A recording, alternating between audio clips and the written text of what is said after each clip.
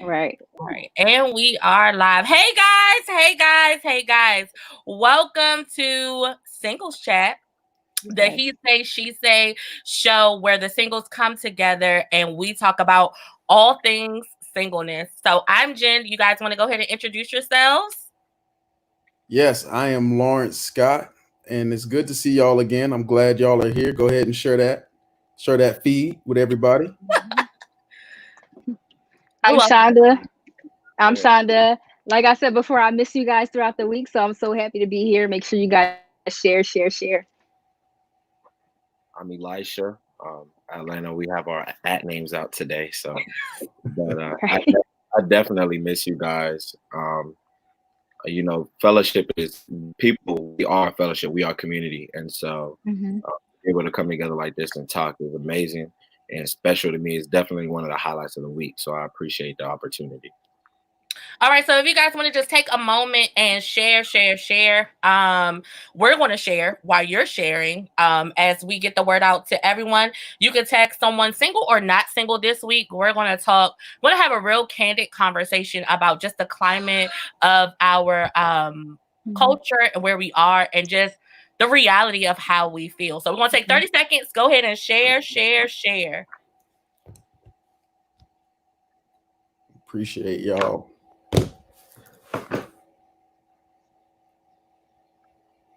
I gotta say, Mm-hmm. I'm slightly envious of the backdrop that Doctor Dr. Shonda has. Donda got. You got it going on over there. This is for my client. Oh yeah, Oh, for your All right. I like to have something colorful. That's what's up. So everybody shared? I'm a Has fan. everyone shared? All right, we're going to go ahead and get started. We're going to go ahead and get started. Guys, so I'm feeling away today. Like, we just want to discuss the elephant in the room. Like, the reality is, so you guys know we talk about singleness and we talk about, different things. But at the end of the day, and we missed our other castmates tonight, but we're Black. We are Black single Period. people who love God, and we fell away. So if you don't know what I'm talking about, if you just haven't been on social media in the last, I guess, 24 hours, 48 hours, another Black man was murdered on film by the police. So I'm gonna just start there, and I really want to be sensitive to how we all are feeling, right? So we don't have the answers, but I know that my feelings are hurt again. And I want us to candidly just kind of unpack that and what that means, right? Like how do we unpack that? I'm so glad that we have Dr. Shonda here with us and as a member of our team to help us kind of unpack that, right? So I think last night I was like crying, like I was at a funeral, guys. Like it was like uncontrollable, I really don't have the words because I have a 14-year-old nephew that's like my son. Like, and he was raised holiness and he knows, a lot of the things to do. But there may be a time where he, has an encounter with the police or somebody else that doesn't like his brown skin. He is a little mouthy. He sags his pants. We praying for him to get real safe for real. But he does some things that makes his auntie very angry. But the grief that I had knowing that George Floyd's family had to watch him over and over on social media be murdered makes me feel some type of way. So I'm gonna throw it to y'all, and we just gonna unpack this in a real way tonight. To be honest, I'm with you, Jen. I'm feeling very numb Mm-hmm. and emotionally exhausted. When I saw the beginning part of the video, I kind of like just scrolled past because I don't think I'm emotionally there yet to really like watch it and process it. So I think that together, like right now as a cohort, Black people, especially millennials or whoever you are, I feel like we're just collectively just trying to figure out what exactly is going on. Mm-hmm. So yeah, it's a lot of emotions that I'm experiencing. Mm-hmm. Yeah. Black women, I want to hear from you. You got it, bro. Wow. Don't make me cry in this silence, y'all. Right. I know, right? I'm not saying that you got to say the right thing, but you got to say something because I'm not able to do this staggered silence. I took a work is always nice because it kind of lets you escape. You're a little low, Elisha. Can you come up a little bit? Yeah, can you hear me now? Yeah, it's better. Mm-hmm. Work is a little nice because it kind of lets you escape reality for a moment. Because you're in your zone and you're doing what you love. And so I've pretty much been consumed with work. And in the moment that I sat there and really pieced it together, I really thank God for this community because it came in clutch today. Because something as small as Lawrence just telling me, bro, rest. Yeah. Like we were talking about something completely different. And he was just rest. Now me, I work a lot, and so I'm thinking he's talking. My immediate response is, well, yeah, I know I need to get sleep, but he was saying, no, rest from what's going on. It's happening so fast, and we can't even process it. I'm still trying to figure out how to move around and not catch COVID and bring it to my family. I'm in the middle of still trying to figure out how do I get things done effectively and safely. And then you're reminding me that there's a whole nother situation that I cannot be remiss to look out for. You're telling me that even in all of my safety and mask wearing and glove wearing and hand sanitizing, there is a disease that the sanitization of my hands can't cure. Wow. There's a disease the mask over my face can't cure. There's an epidemic that no matter how clean I am still dirty enough to not be offered the opportunity to live a life that's deserving because of the color of my skin. And for you to have to deal with that in this moment, for me, I have every Tuesday, Thursday, and Saturday morning, 7:30 in the morning, we have some kids, some young men come out to come play basketball. We teach them basketball, learn the game and things of that nature. We're pouring into them life skills and life traits. And in those moments, I have to tell them, look, after we've done everything right, we'll still be wrong. Yeah. How do you help them? There's no help for you. Wow. And I just I don't get it. I'm starting to come to a place where I don't get it. The fact that life is so precious right now, and it is still happening daily. Where are you finding the time and energy between taking care of your family, between providing for your children, between making sure your posterity is fine? Where are you finding the time to still kill me? Wow. And it's not me I'm still here, but another piece left today. Yeah. Another piece of my safety, another piece of my security, another piece of my normality. Every day I have to adjust myself to a new normal because somebody else is gone and there is no reason why.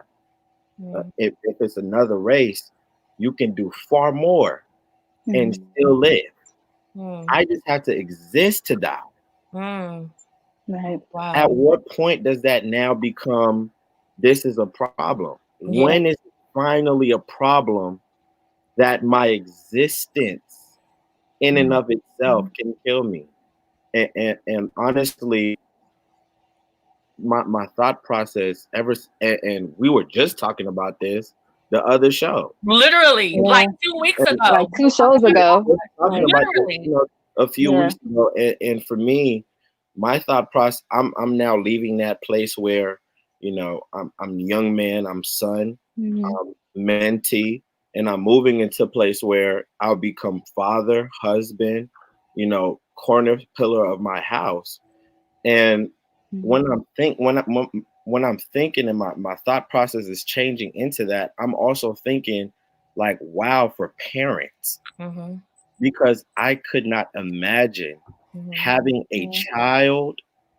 I could not imagine having a child go out and my heart beat until they come back in. And so honestly, the last, I'll say several hours, my prayers have literally been with parents who are literally on heart attack arrest until they see their children return in the door. And for me, that is not a way to live. And the pieces of us are dying daily. And I just, I'm thankful for this right here. I really am. I'm thankful for community. But at the same time, I'm hurting because we're dying daily. Daily. Lawrence? Yes. When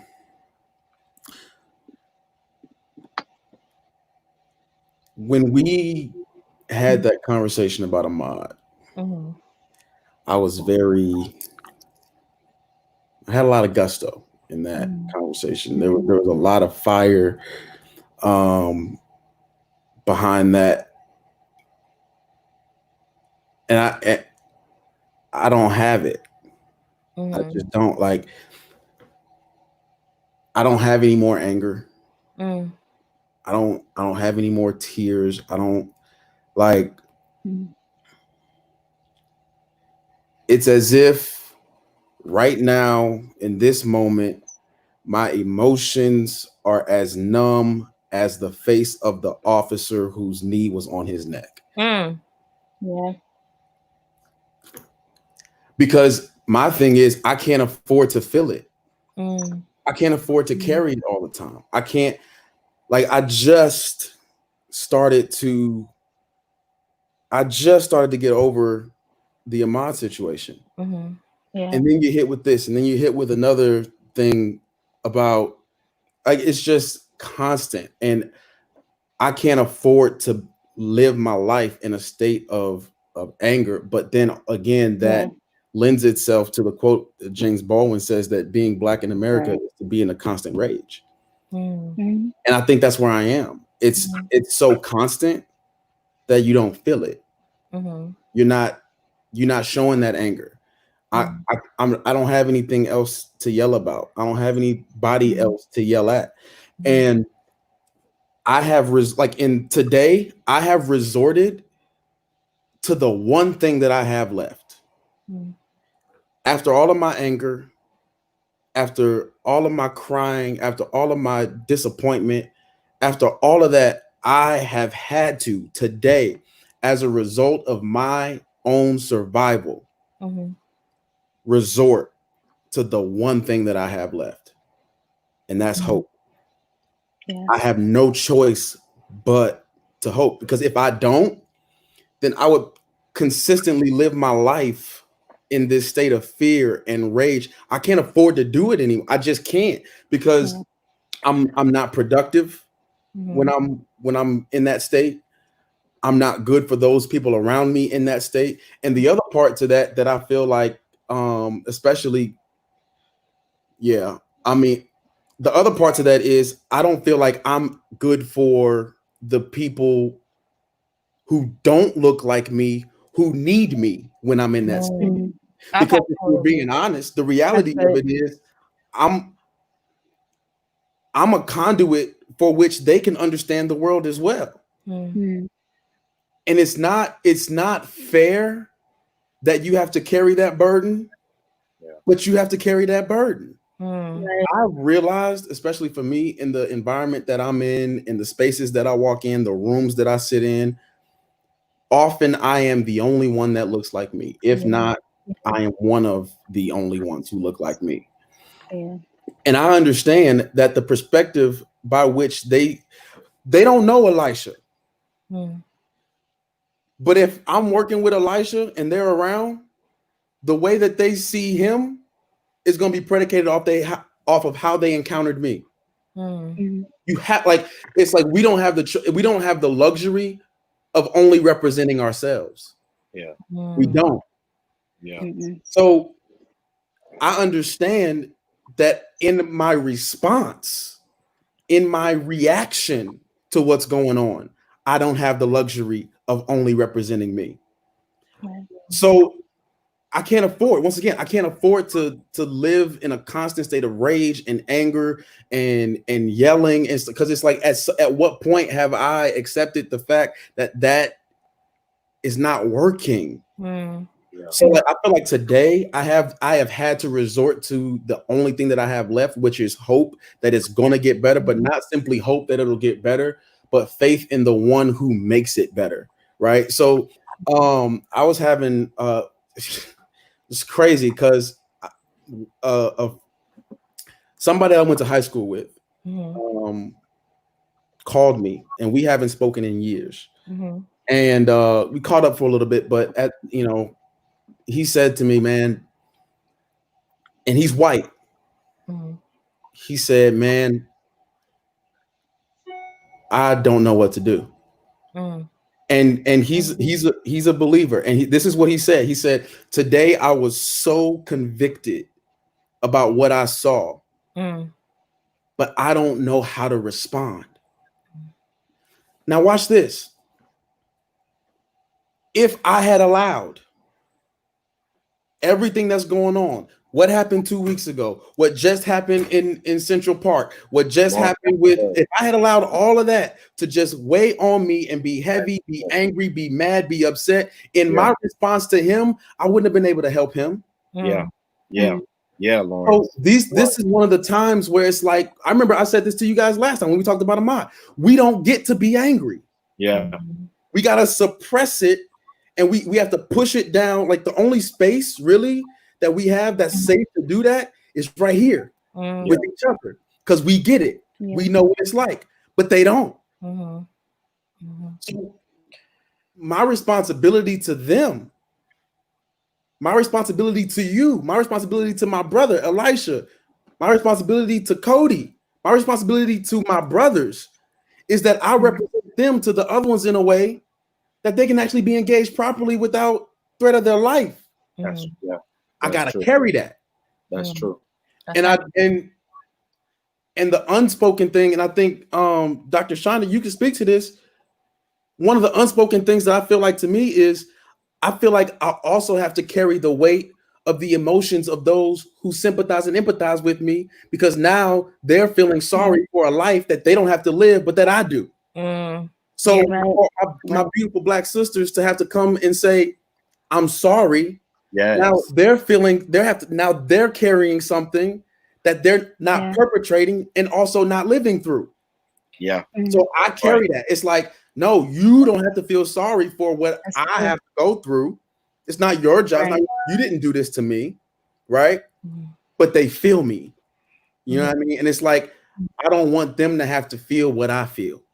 Yeah. So once again, it's another space where you have to kind of like push that down. So if you're just tuning in, and I don't want to cut us off, we're going to continue this conversation, but just in case you thought you turned into something different, this is definitely Singles Chat, the He Say, She Say segment of YLC TV, and we wanted to have a candid conversation of the climate of our world now. We definitely want to honor our host and our chief, Mark Moore Jr., who is the head of the Young Leaders Conference. But the reason that we're having this conversation is not just to show you our transparency, but to be like, our leader is a Black man. Like, we see him as a powerful preacher. We see him as an innovator, a creative, someone who has created a space for us to come learn and grow in media, ministry, and the marketplace. But at the end of the day, he's still a Black man. So we are a multicultural conference, and we welcome everyone. But I don't want you to think that you turned into an episode of Black Panther. But we are going to be very honest tonight with how we feel and how we are processing the death of Eric Floyd. So go ahead and tune in, Dr. Shonda, with what you wanted to say. Yeah. So I was gonna say, I feel like we're all in an emotional survival mode. Just hearing about like you guys' experiences and even my experience, it feels like we have to kind of cut off our emotions because we don't have enough cognitive and emotional energy to be able to do our work and feel the emotion, and to tend to our families and feel the emotion. So because honestly, like you guys said, like 2 weeks ago, we were all experiencing this with Ahmaud Arbery. And it's ironic. I was just having this conversation with my friend. It's ironic that we're having these experiences in the middle of Mental Health Awareness Month. Like, period. Like this is the month where I'm trying to push like Black mental health to everybody. And it's like we can't even take a minute to really cope and utilize the skills, right? Because we're experiencing re-traumatization, that trauma over and over and over again. And it's so unfortunate, especially to the point where we have to feel like we have to isolate ourselves from our emotions in order to get through the day. And I feel like a lot of times, even in the church, honestly, we tend to get guilty when we do feel angry. We feel like we're not able to be angry about situations like this. But I wrote a tweet earlier, like, it's completely okay to be angry. It's completely okay to be, upset or whatever you're feeling. Like, those emotions are valid, especially when you're experiencing situations like this. So I encourage y'all to definitely acknowledge those emotions and feel it. Like, try not to isolate it, because at the end of the day, even though it might feel like it's emotionally exhausting, it's also important to process it with those who you care about, kind of like how we're doing here. Mm-hmm. So I want to go back to two things so I want Dr. Shonda to kind of help us process how we feel. But I also, Lawrence, you said something about your friend that is white, who asks what could like, he feels guilty because he doesn't know the proper response. So I want to start there. How do we communicate, or how are you communicating to people who don't look like you? I've seen a lot of, the white evangelicals, they silent, they not with us, a lot of different feelings and rage. And that's honest. I'm not telling anyone how to feel in their personal space, but how do we communicate that? Like, how do we process that with people that don't look like us? Because my personal position is that just like I can't help that I was black, that I was born black, they can't help that they were born white. Right. And, not saying that I've never experienced racism and that I've never been mistreated, but there are a lot of white people that love me, that, that stand beside me, that are also trying to process what we're processing, right? So how do we unpack that in a healthy way that will help them gain some understanding on how to stand with us? Right. So the conversation that we had was really inspiring, because once again, we both believe that racism is a sin issue, and we both believe that Jesus Christ paid for sin, right? So from that angle, the conversation was a little easier to have, because he's looking at this like, man, this is a real issue. I just don't know what to do. And he kind of gave me his background, which I guess would be helpful as well, in terms of like where he is, how he lives, and all that kind of stuff. So, like, the space that he lives, they ain't really many of us, right? Right. The church that he's in ain't really many of us. And he was saying, man, like, I'm hearing what you're saying. I love it. This is great advice. This is great counsel.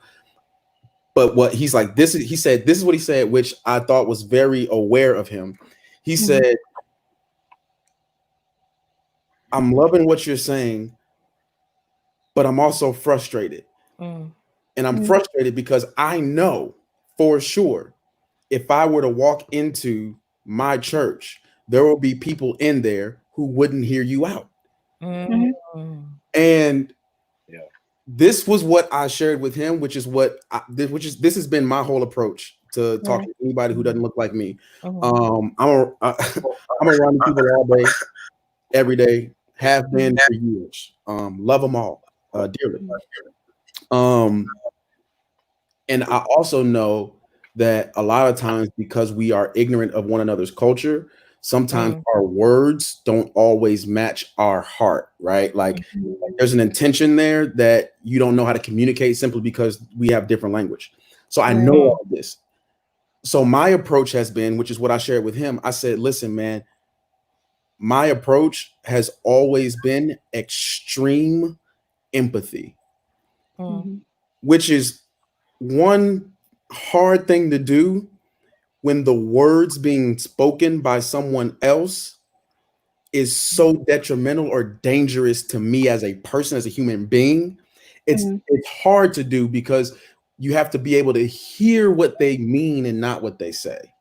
Yeah. And I think when I put myself in a position to really hear and understand the heart behind what they're saying, it's put me in a much better position, because once I know where their heart is, then I know how to like speak to their head. If you see what I'm saying. So it's like, I know what they're really meaning. And because I know what they're really meaning, or at least I'm attempting to understand, I strive. Like, y'all, when I tell you I work to understand. It's not something that's just intuitive. Like, I have to work to really comprehend where they are, so that they can then hear where I am. And I'm a firm believer that once you've been heard, it's far easier to hear. And the conversation that I had with him was, it's the same. Like, so basically he said this, like, I know that I can't be that voice. And this was my position to him. I was like, you can be that voice, because the place that we need you most are the places that we will never be. Like, and this is the kind of the analogy that I shared with him. I said this, I could never be in a room with all white people. Why? Because the moment I walk in, the room's changed. It's no longer all white people.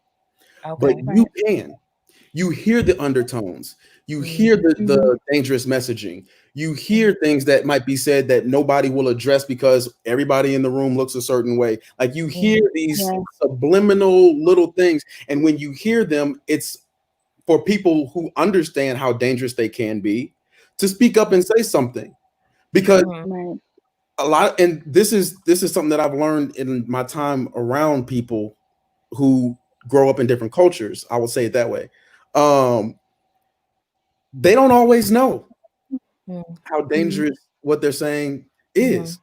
For those of us who are becoming aware intentionally and relieving ourselves from that ignorance, it's for us to be those beacons to say, listen, like, that's dangerous and here's why. Understanding their heart, which is why I truly believe that this is far more than something we can do that's tactical, but it's spiritual. Like, when we talk about the love of God, his love is full of grace and truth. And a lot of times, especially in our anger and in our frustration, we only want someone to hear our truth. While not extending to them that grace. That's right.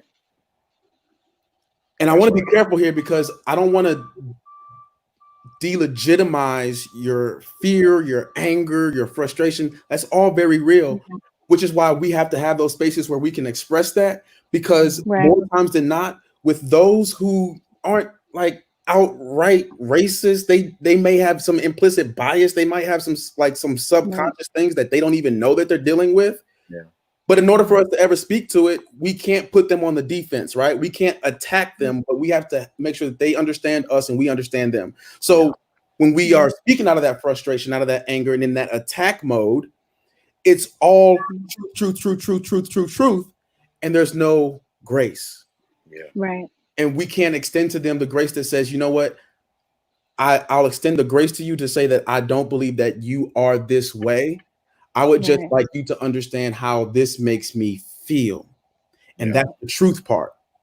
The grace part is give them space to work it out, you know? So that's how I've attacked it. I've attacked it from a very, very spiritual perspective, to say that we are not fighting against flesh and blood.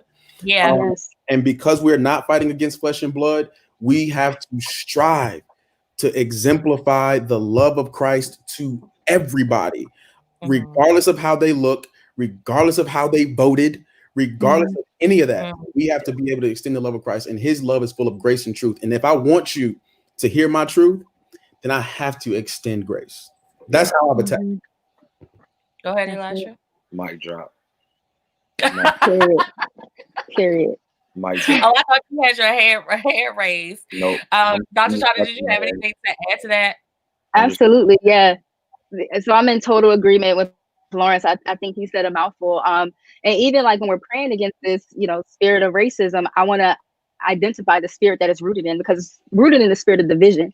So whenever we're in our prayer closets calling that out, you know, making sure that we're calling out the spirit of division, because I feel like that's where racism strongly comes from. In addition to that, so like not with this situation, but previous situations, I've had white colleagues reach out to me and ask me like, what can I do? Like, how can I help or whatever? And I think the fact that Lawrence, your friend, reached out to you, I think that's amazing, because it seems like he's experiencing a sense of discomfort. And what we know about discomfort is discomfort breeds change. Yes. So whether it's like a white person, black person, whoever, if you're uncomfortable, if you're feeling guilty or whatever it might be, that eventually leads you to change your behavior so that it better aligns with the values of yourself and with God. Additionally, so when we're talking about practical tools, acknowledging the fact that it's no secret, if you're white in America, you have privilege, period. So utilize that privilege. So just like what Lawrence was saying, so utilize your voice and be able to expound on issues of racism. Even though you might not be Black, you might have a colleague or whoever who may have experienced racist or discriminatory actions. So making sure that you're highlighting that to your audience, your social media. It doesn't make sense if like you call me my friend and you're white and you like all my, you know, fashion pictures, but you're skipping over Ahmaud Arbery. You're skipping over like the post about racism and discrimination. So making sure that you are utilizing your voice and your privilege in a good way. Yeah. I also like the fact that, which is it's a profound truth, that we have to call it a sin. Racism is a sin. Like, and I think what frustrates me so much in our division of the kingdom is that we're so loud about the other sins that, you know, we want to preach against, right? We're standing outside of abortion clinics, and we're standing outside of the pride parades and all of those things, and I'm in no means justifying the sin that we do not agree with, right, in all things. But then we get quiet about racism. So I feel the same that you feel, Dr. Shonda is saying. If you really love me, you'll stand up for me. You won't laugh at the jokes when I'm not in the room. You won't laugh at the undertones of things that go against people of color, right? And the same frustration that I feel with us is the same frustration I felt with the massacre in Texas when the plot was to kill all Hispanic people, because it was rooted in hatred. It was rooted in racism, and it is not right. It is demonic. Like it's not anything that it's not a choice. It's not whether or not I experience it or not. It goes against God's heart and love for people. Jesus was a Jew. Like, we're not gonna go there, but like, let's not, you know, I think I get real frustrated when we talk about, oh, it's not about color. Okay, like, I mean, there's so many multicultural experiences in the Bible. I'm not sure what you're reading, but there's so many multicultural experiences where Jesus extended the extra love and grace to the people that were discounted and looked over because of their ethnicity, right? Absolutely. So exactly. Let me calm down. That's when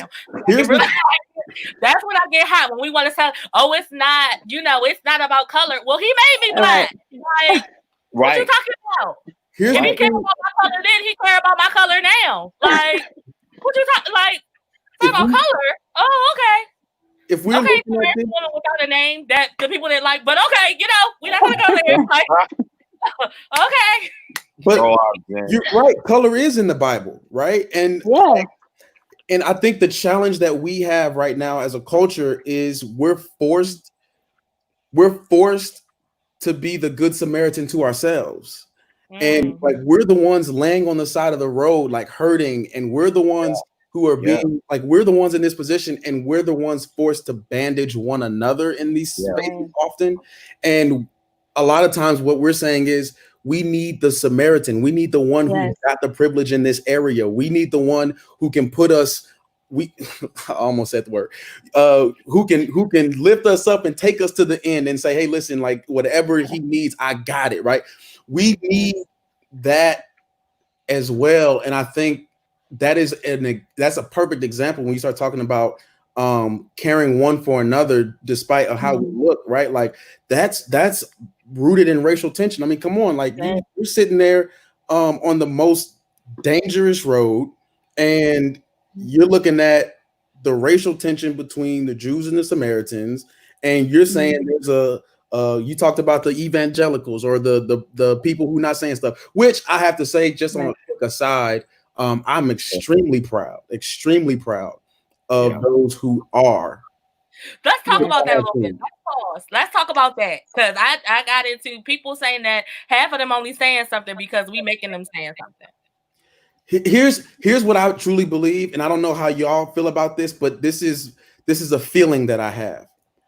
I feel like this is shifting. I really do. I feel like there is an awakening and an awareness. Think about this as well. Just as there have been in many of our charismatic churches shifts in power, where you're seeing a lot of these younger people taking authority roles in churches. People are passing mantles earlier than they ever have.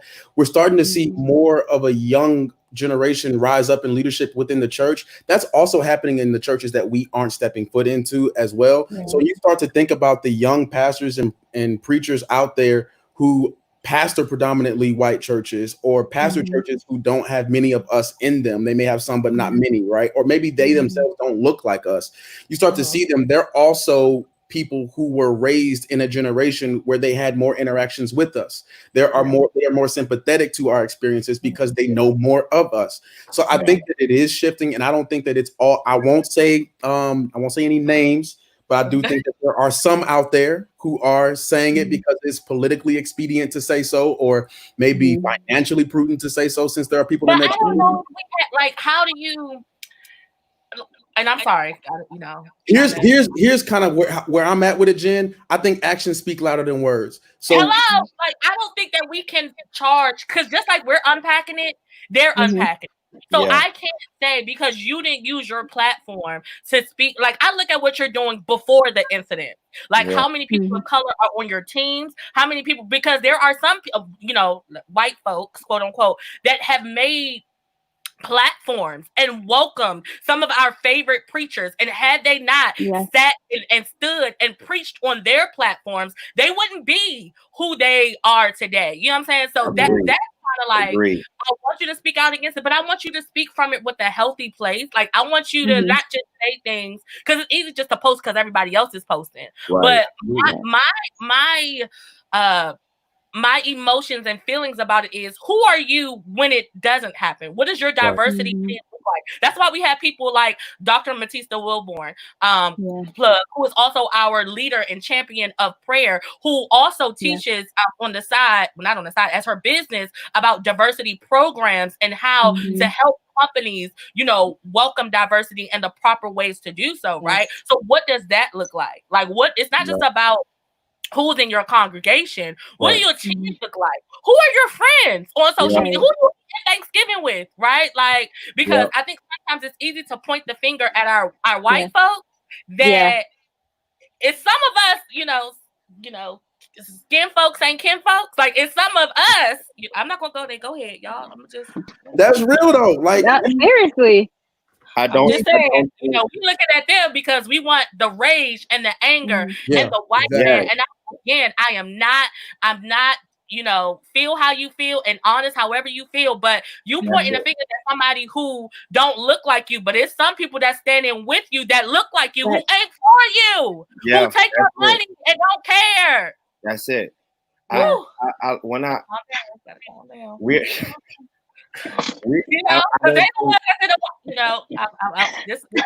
ahead, Jay. I'm just saying,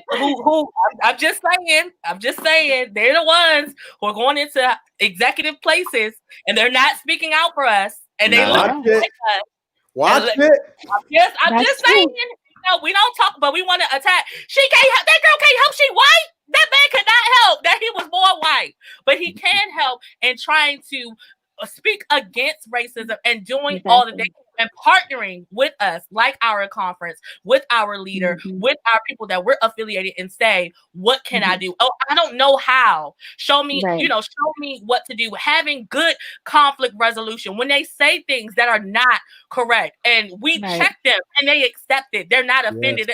Oh, I didn't know that. No. That language is not accepted. You cannot use that, because they genuinely make, like your friend Lawrence, genuinely may not know. So racist jokes or undertones that have been said through generations around their fathers, around when they come into your presence, they may not know. I can't throw you away and say you're trash, you're the KKK. Like you don't know. So let me teach you if you allow me. That's part of the challenge right now, and I think that's why I said I was so proud of those who I do see out there doing it, and them taking that humility to say, like, I don't know what to like. You got to think about this. People who stand on platforms who are charged with teaching and preaching and proclaiming, they are put in positions because of their words. Like, and for them to be facing a situation in which they don't know what to say, and for them either way it goes, they're gonna get crucified. Either way, if I don't post, I'm gonna get crucified. If I post, I'm gonna get crucified. Sorry. So that's what I mean. That's why I'm saying I'm proud, because we live in one of the worst, like, in this whole cancel culture thing, where it's like, if I slip up and say the wrong thing, then they cancel me. If I don't say anything at all, then they cancel me. It's like everybody wants you to say everything, and they want everybody's a critic. So so that's why, when you mentioned about the outrage, we want people to respond to our anger, but we don't really want to have that tough conversation of saying, listen, and it was a sobering moment when I was on the phone with my guy earlier today, and he says to me, like, I don't know what to do. And he's calling me, and I'm sitting there trying to process this, and I'm like, God, I don't know what to do. And I think it was a powerful moment because we both sat in it, and we were like, all right. That's good, Lawrence. We just sat in it, and we were like, we don't know. And I think this is like a leadership principle. Not even one of, but three of the most powerful words that we can ever say as a leader is, I don't know. Yeah. It requires humility. Yeah. But it inspires collaboration. Yeah. So we're sitting there on the phone talking about the different spaces that we're both in. He acknowledged that I'm in some unique spaces with people who look like him and people who don't look like him. And then I was able to acknowledge that he's in unique spaces with people who look like him and don't look like him. And we were able to have that conversation to say, well, I feel like it would help me if you were able to have this kind of conversation with them. And he says to me, I think that it would help them if you were able to share some of these things with them.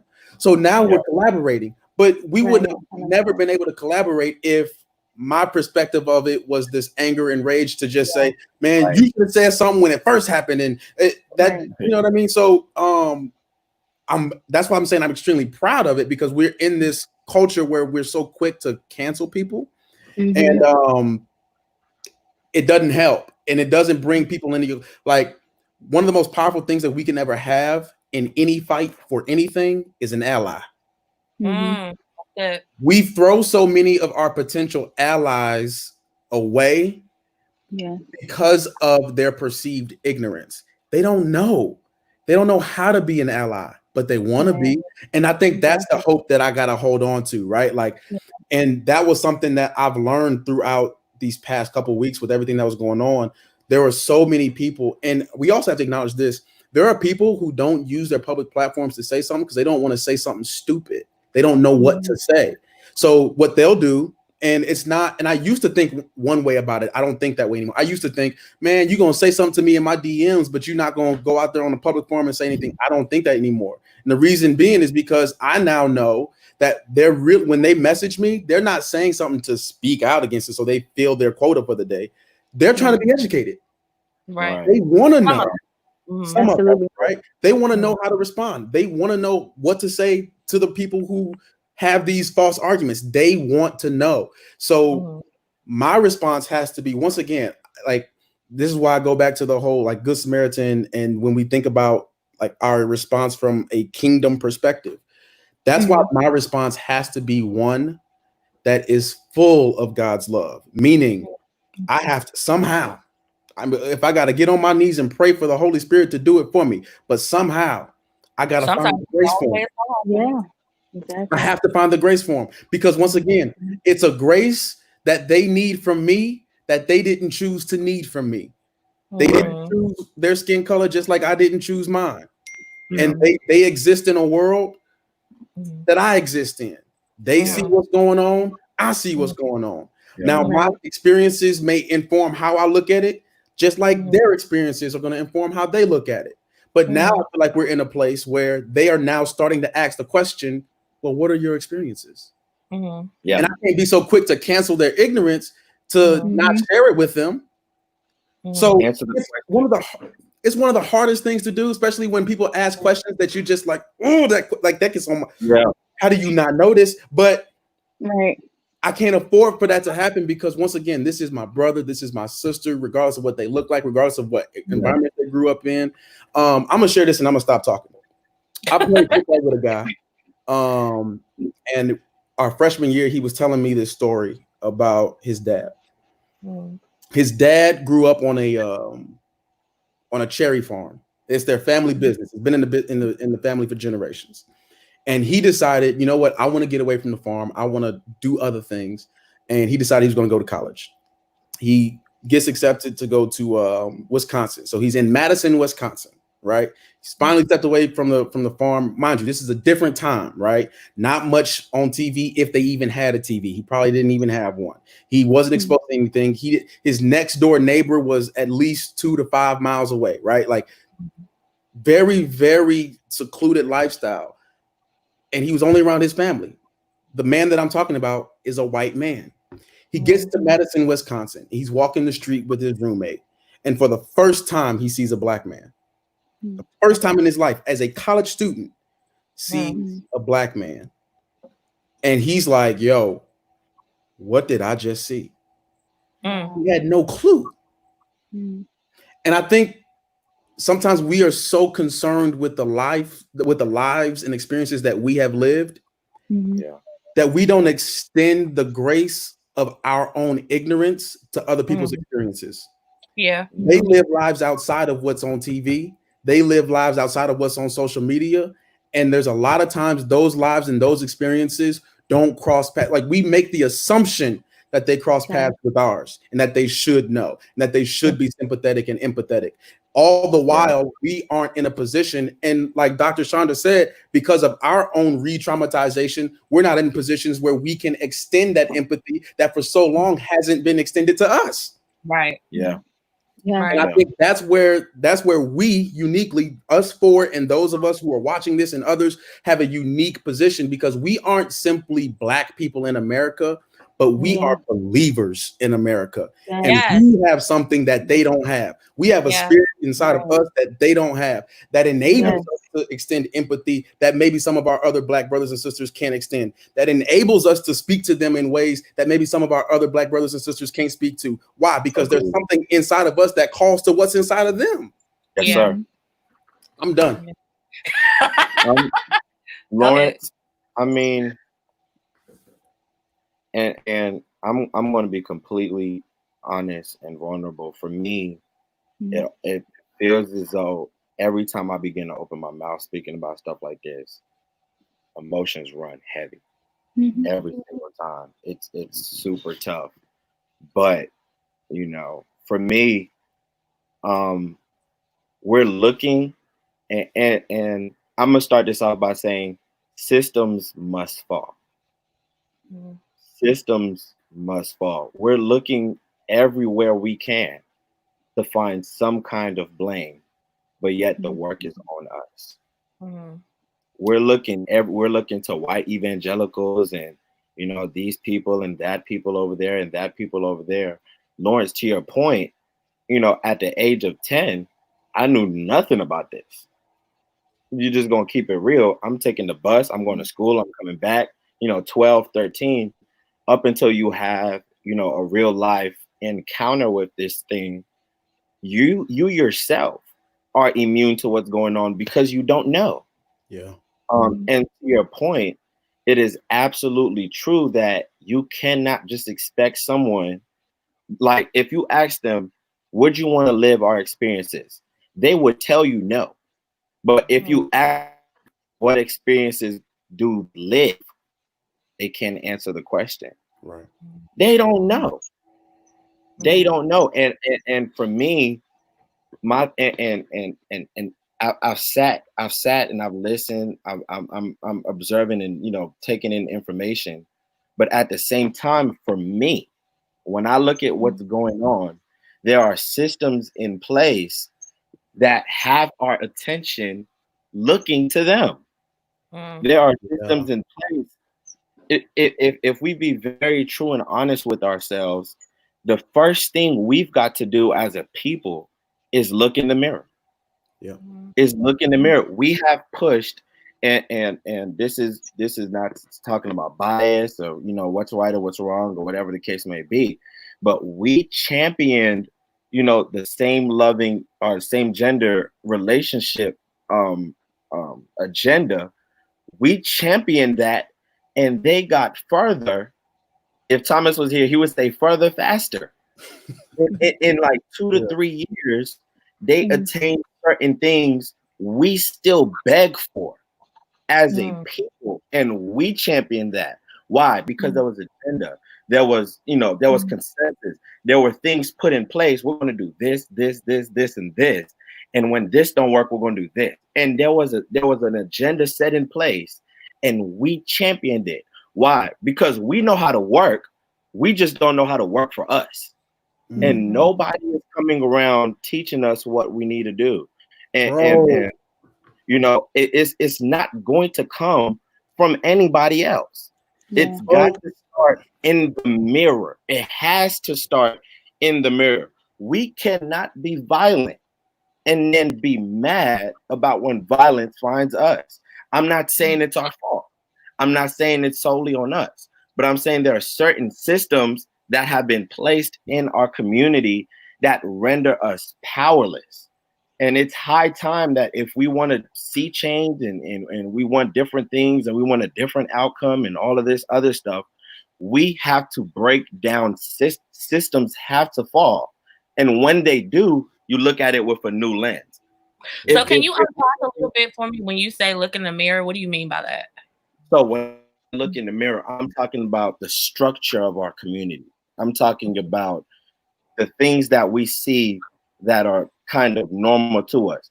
Not only are we numb to the police killing us, we're also numb to Putin taking out, you know, so and so because so and so didn't have all the money on that. He didn't have all the money on the drug exchange. There are other things in our community that we are also numb to that need to change.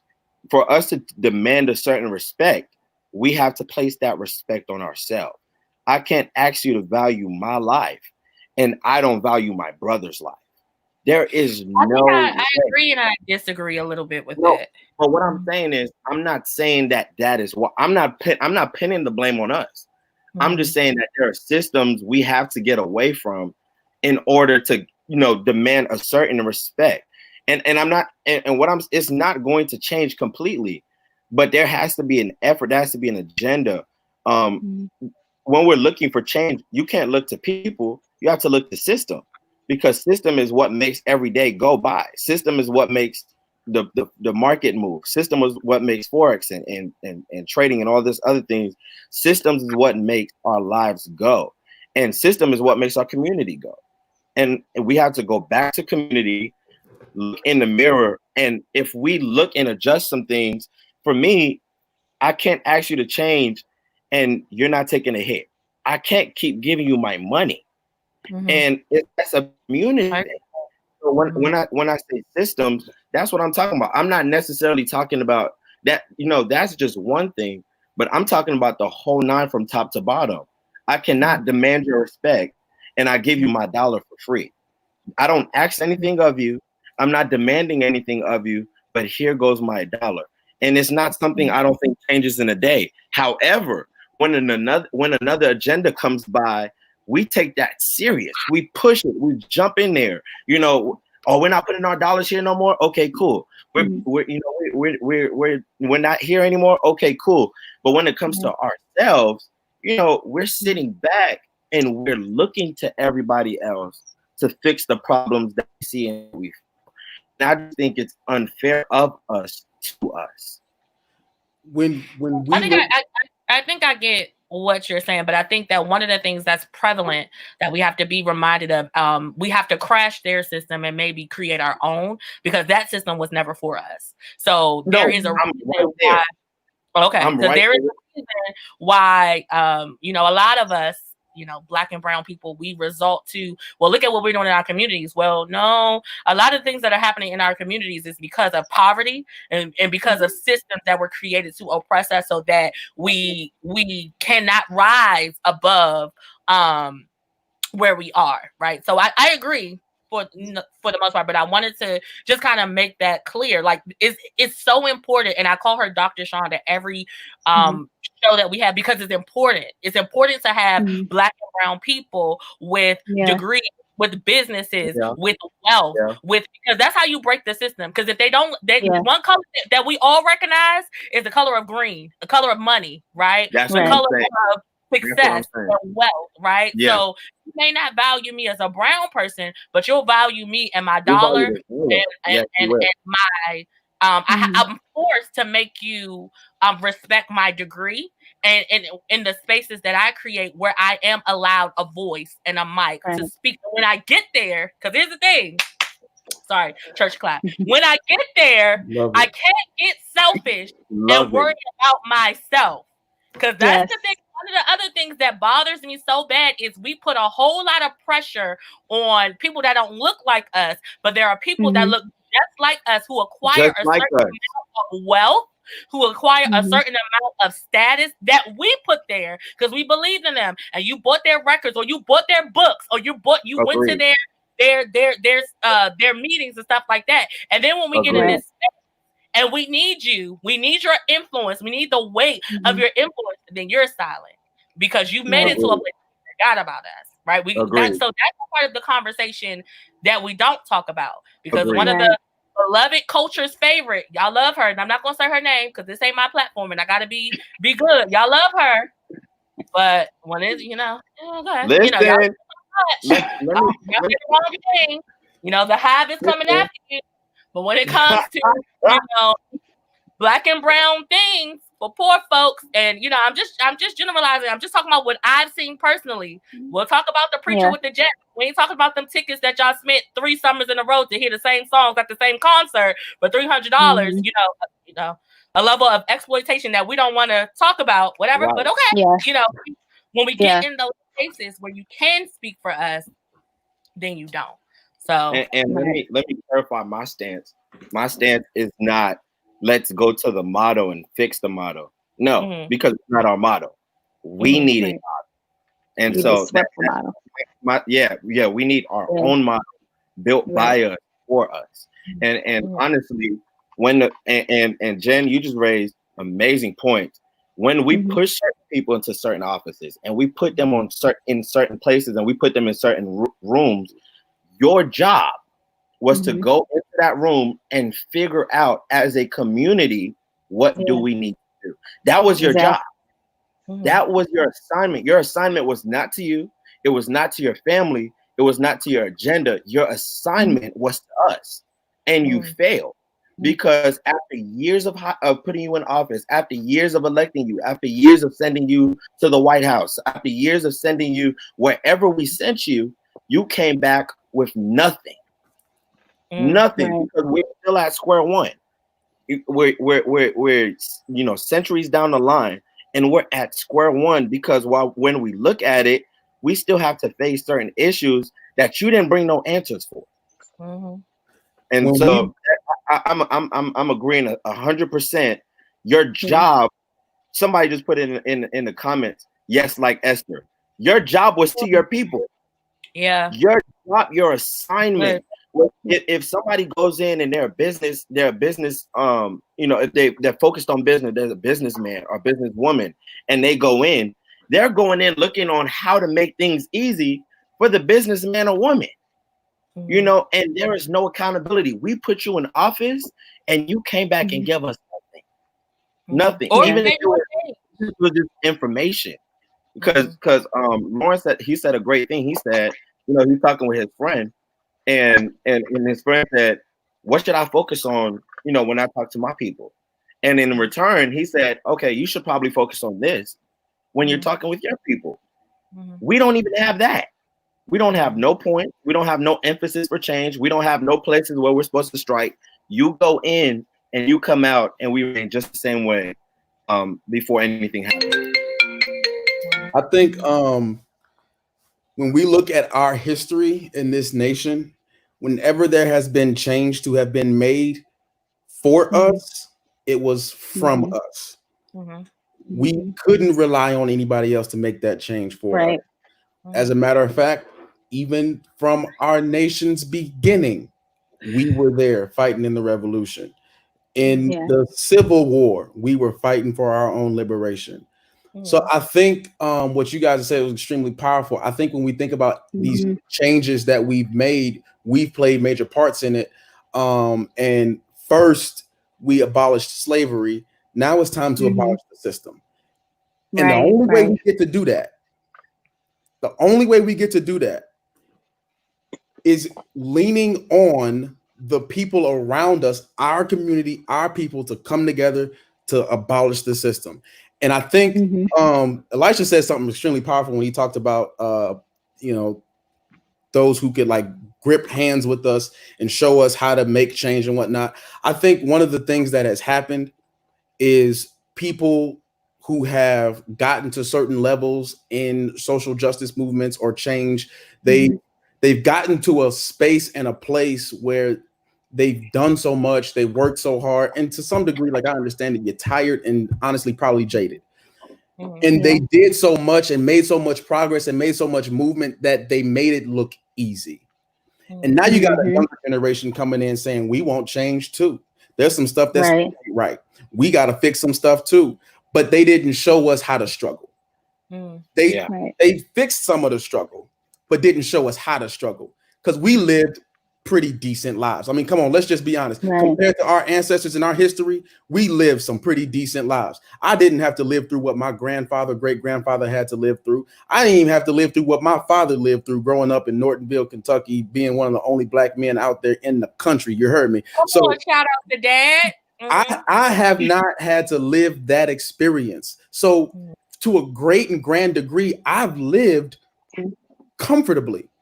It doesn't make me ignorant to the issues. But for a great degree, I haven't had to struggle the way that generations before me have had to struggle. They didn't teach us how to struggle. And a lot of times when we come into stuff, the reason why we are consistently in this anger and rage cycle is because we never step outside of it to really start struggling for change and using that energy in other ways. We didn't learn that, right? We want change, and we want, like, what do we want? Justice. When do we want it? Now. Right? Like we want that right now, but we don't know how to get it right now. We don't know how to struggle for it, how to work for it. We don't even know how to come together collectively. And a lot of the platforms and the stages that you see that these other people who have made change that they stand on, we want the platform more than we want their purpose. Ooh, on there and say that we were the ones who made some change. We want to be the ones that say, I was in front of it. It's a hubris thing. It's an ego. It's a pride thing. I was the one that made that change. I was the one that got justice for George Floyd. I was the one that, we want that. That's why we post on Twitter so much. That's why we post on Instagram so much about this stuff, talking about, this ain't right. This ain't right. So we could be seen talking about it rather than actually working on it, right? Like we want that platform more than we want that purpose, but we didn't see how they had to struggle for that platform. We didn't see how Congressman John Lewis had to struggle for his platform. We might see some highlights, but we don't see the whole story. We don't know what he went through when he sat in that jail cell after he was trying to march across a bridge. We don't know what it was like for Martin Luther King to sit in there and write those letters from, we don't know. We see the effects of it, but we don't know. And we want what they had more than what they had to go through. So the real is a lot of times we didn't learn how to struggle. That's right. So because we didn't learn how to struggle, I think now it's time for us to let go of some of that pride, let go of some of that ego, let go of some of our we want it now, and go to those fathers, go to those mothers, ask them about their struggles so that they can help us to struggle for the change that we need for our posterity. But we ain't gonna do it. Like this is something that bothers me. We've lost our way.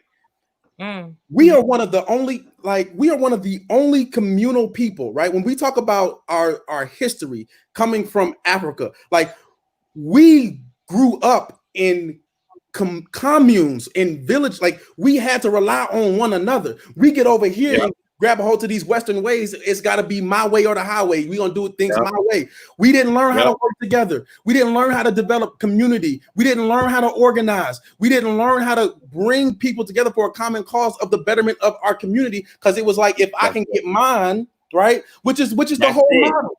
Show success for a few of us. And then once those they are now exceptions to the rule by which you can then use to create a new rule. But we ain't working like that no more. It's time for us to come together. It's time for us young folks to come together, lean on our fathers and our mothers for them to show us how to struggle, show us how to fight so that we can fight the right way and stop and stay out the streets, giving them more of a reason to persecute us.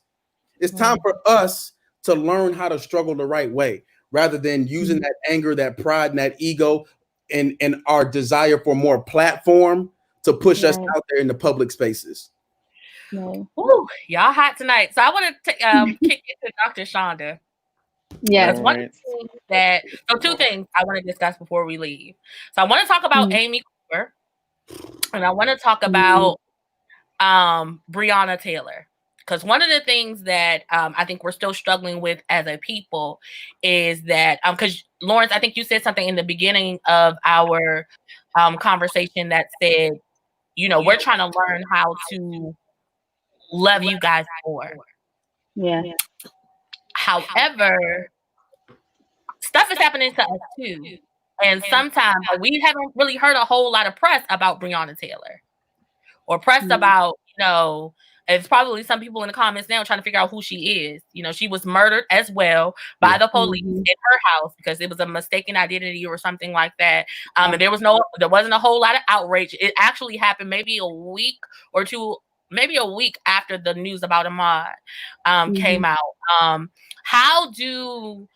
Because we do have targets, right? Even though we're soft and sometimes in certain spaces, we may be a little bit more accepted, but my personal opinion is while there is the plight and the struggle of the Black man, sometimes the Black woman gets overlooked the most. And when it's time to be for us to be protected and for us to be stood up for, like we marched for Sandra Bland, but I don't know if we say her name as much as some of our fallen brothers. And I'm not, again, please don't hear this in the spirit of trying to divide us or us against us type of thing. Right. But how do we rectify the tension or the notion that the Black woman isn't being protected and cared for and honored in the way that she should, Dr. Shonda?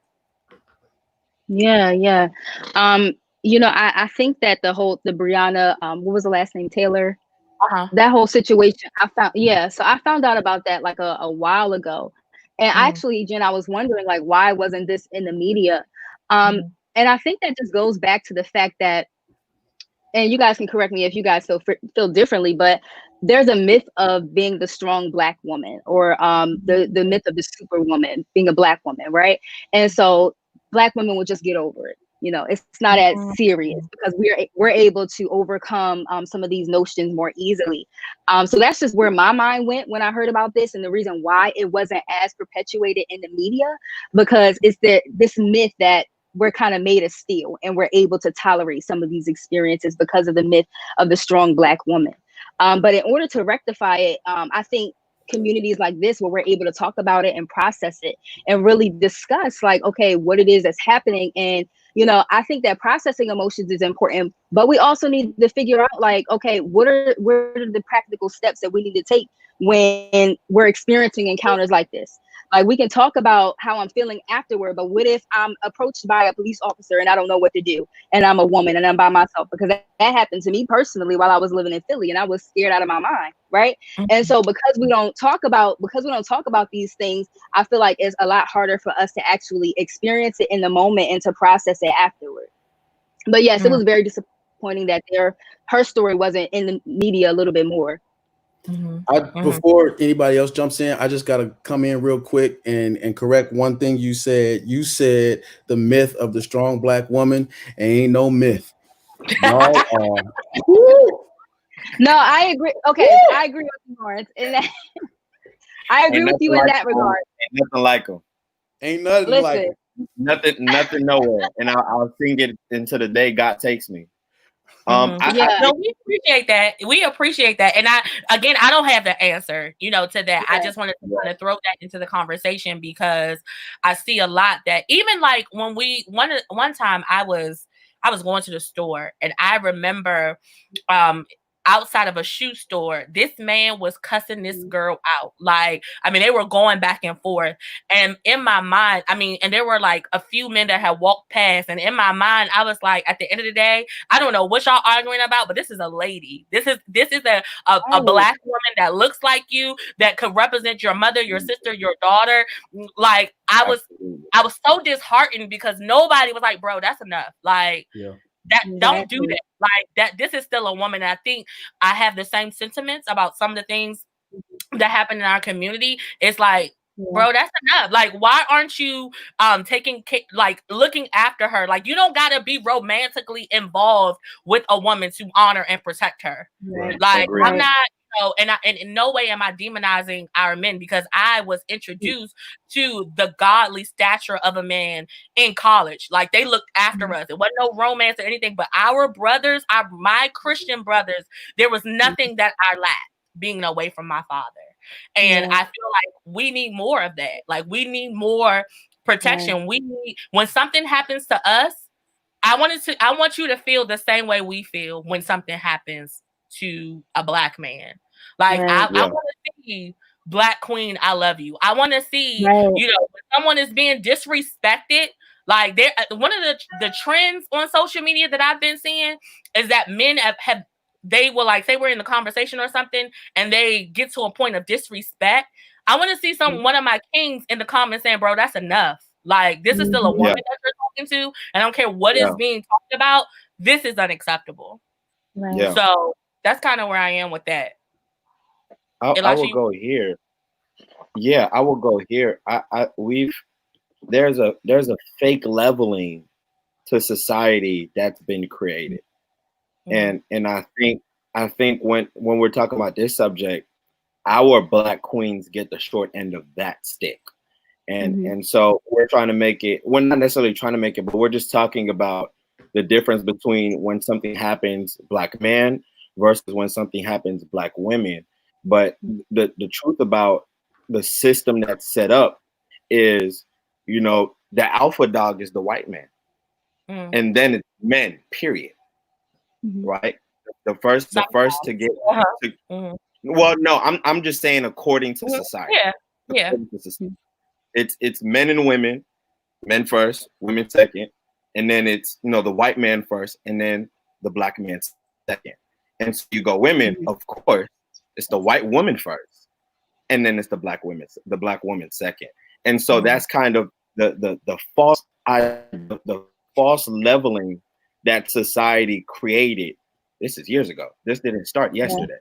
And then we have the heterosexual, that's first, and then we have the homosexual that comes in second. And so there's just a whole lot of biases across the board. It just happens that the majority of this situation, just happens to be Black people and of course men. But the prejudice across the script is outrageous. The whole narrative needs to be thrown out. The whole thing. And so, while we're looking to this specific thing, across the board there needs to be a change, because if we just so happen to fix this here, we still have to deal with the rest of it. And so at some point, when do we fix what's going on down here? And so there needs to be a change across the board from top to bottom. Everything needs to be equal, just like you wrote it in your bylaws, in your constitution, in the paperwork that you put down. That's what needs to happen across the board for everybody. And so that's kind of my thought process on that. But that's not me taking away from saying we do need to protect our own. That is our job. That's mandatory. That's mandatory. If you know a family, and let's just say it's a single mother, and you're the man that's connected to them, you're her friend. Maybe I went to college together or whatever. That for me, and I'm not going to talk to nobody else. I'm gonna say for me and for the ones that I know like that, I take that to be my responsibility. If she's having a issue with her rent or with feeding her children, I'm going to help. If she's in trouble, I'm going to help. Like, Listen, I'm just saying this is just. And what I think is, if we do that across the board, then we immediately find ourselves in a better world. But it takes every single body. If I just do it on my side, and Lawrence does it on his side, but such and such doesn't do it on his side, there's no equality across the board. And it's going to take it's going to take everybody to get it done. And so that's where I stand on it. And I won't just speak about it. I will also champion it every day. That's good. Yeah, I agree. When I think about that concept that you guys brought up in terms of the protection of our women, I wholeheartly believe it. As a matter of fact, I got receipts of the times that I've stepped in, right? When I've seen stuff. Like but listen, I have to say, freely you've received, freely you give. And I think it's hard to give what you don't receive. And for a demographic that feels so unprotected, it's hard to even know how to protect, right?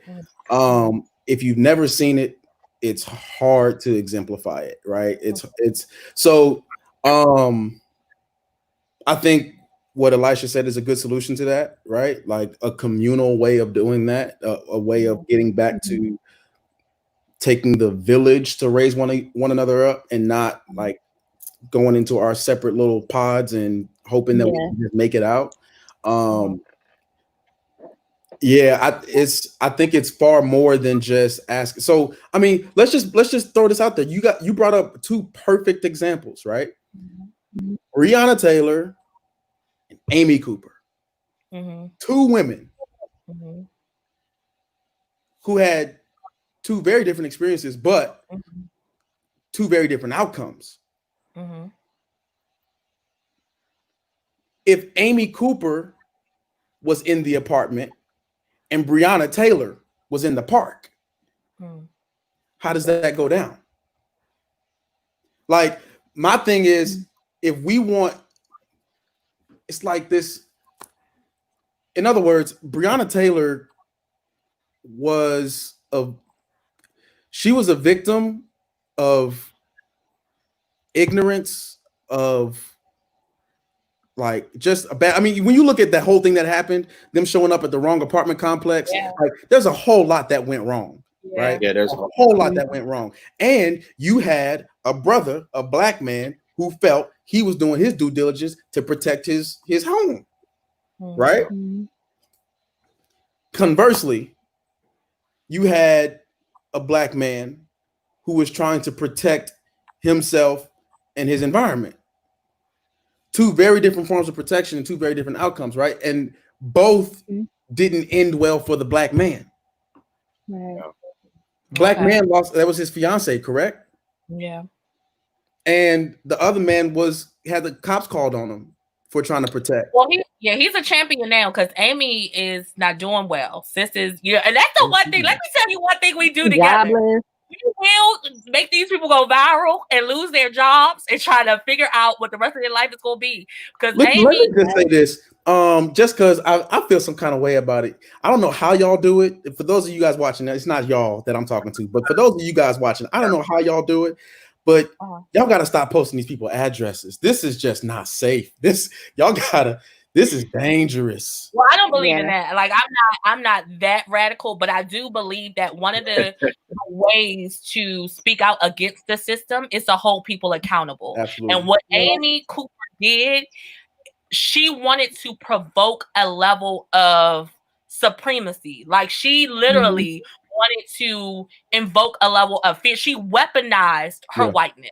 Like, there was no people, and I think that when we start holding people accountable and they have to start feeling it, then other folks who have that same mentality will start to wake up and say, let me, just like the killing and the murders have been happening on camera, your words may go viral, and it will be something that you may not be able to live down for a long time. So you better be careful on how you treat people, your speech, and how you conduct yourself, especially when you're wrong. That man literally, first of all, he's a graduate of Harvard. Okay, he's a bird watcher. All he wanted homegirl to do was put that leash on that dog. Like, that's literally so he could watch the birds, because when the dogs are off the leash, the birds get, they won't land. And he's a bird watcher. Like, he's a part of an organization and everything in that part. That's all he wanted her to do.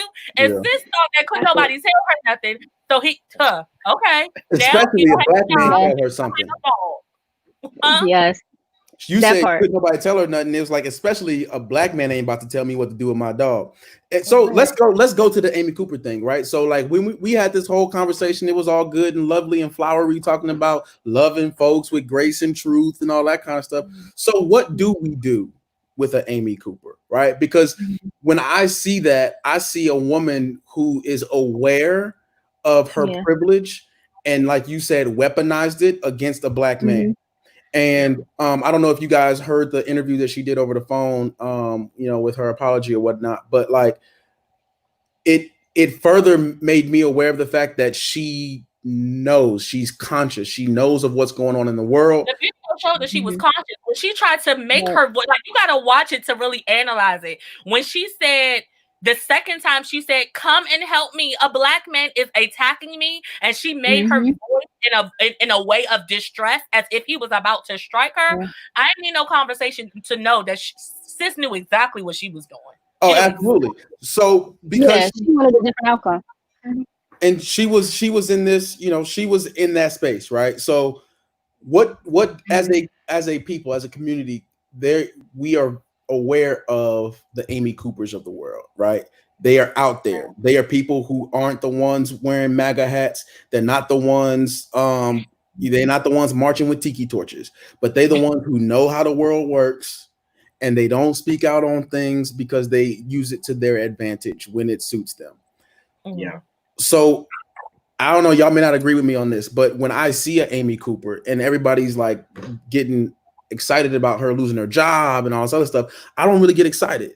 And the reason being is because this, I don't think, really teaches her anything. I don't think.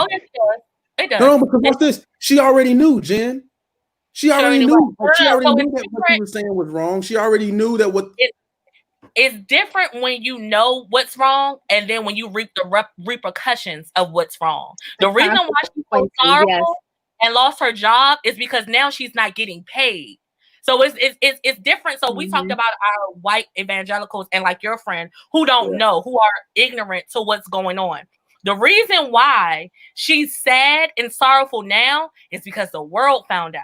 Because of her employer said, "Oh no, we're not standing again with you." Had it not happened like that, we wouldn't have got no apology. She would have went on with her life and said, "And that's what I thought." And I'm not. And the next time I walk my dog, I'm not gonna put a leash on him. That's why she's sorrowful. I'm not saying I want people to affect their livelihood in that manner, that they're distressed, and that, but you need to be held accountable. And to your question about how we could change the Amy Coopers, because the Amy Coopers are not just ignorant of the world around them. They are very aware, and they use their whiteness to get what they want. Absolutely. How we do it is the first part of Jen, and I'm thankful for YLC's TV, and I love them. I pray I don't get fired. But the reality is, you need to be punched in the mouth. But that doesn't end well, right? You might disappear any moment now. I'm just saying, you get punched in the mouth. But let me get out. But let me finish. Okay. But the reality is, we have to use the systems that are in place to our advantage, that they are held accountable. So, like, for example, in the workplace, as Black folks, from my experience, and in corporate America that I've worked in, we don't utilize HR enough. We don't report and file are not being treated well. You know, you wait till they're about to fire you, or then you let your anger and your emotions allow. And I'm not saying all people, I'm just talking specifically about my experience. Even in how we ask for our pay, even in how we present ourselves, we let people do a whole lot to us that we get back in the corner, and then we're forced to act out irrationally. Use the system. So no, I'm not upset that she lost her job, because that was the system working for us. You were held accountable. You got caught because it's on camera, because you knew what was going on. It's not you were not in no danger. She was walking towards him. He said, "Please don't approach me. Please don't put your hands on me." And then you made your voice to be distraught. And those are the people, those not our ones who don't know what to do, but those are the ones that are really dangerous, in my opinion, because you know what to do. I agree. I agree. Yeah. But once again, I'm not as interested in her regret as much as I am in her repentance. Like, I don't care how much she regrets her decision because she lost her job. What do you say? She could repent being broke. Here's what I'm saying. You talked about using systems, right? I can't put any system, corporate, societal, or any over the one that I have highest priority, which is the system of the kingdom of heaven. Like, for me, my thing is, we know how people come to repentance, and it's not because they lost their job. It's not because they're not making no money. It's because they have experienced. They need God to save them. I'm sorry. Go ahead. Go ahead. Sorry. Go ahead. All I'm saying is, I think that there's something powerful about an unconditional display of that godly love that doesn't not tell you the truth about yourself, but that also extends the grace to you to make that change. Like, I feel like we don't do people a great service when we don't give them the space to make that change. I'm not saying that she should keep her job. I don't even know what her job is. Maybe that whole thing doesn't even do her well in her job anyway. I don't know. But what I am saying is, I would far more want to see people's hearts change rather than their pockets. Like, yes, you can, like, if you're talking about social action and big system things and governmental things and corporation things where we're saying we're not supporting this corporation for these changes, all that stuff, I'm with it. Got it. That's social action in place. When we start talking about the hearts of people, she's got a heart issue.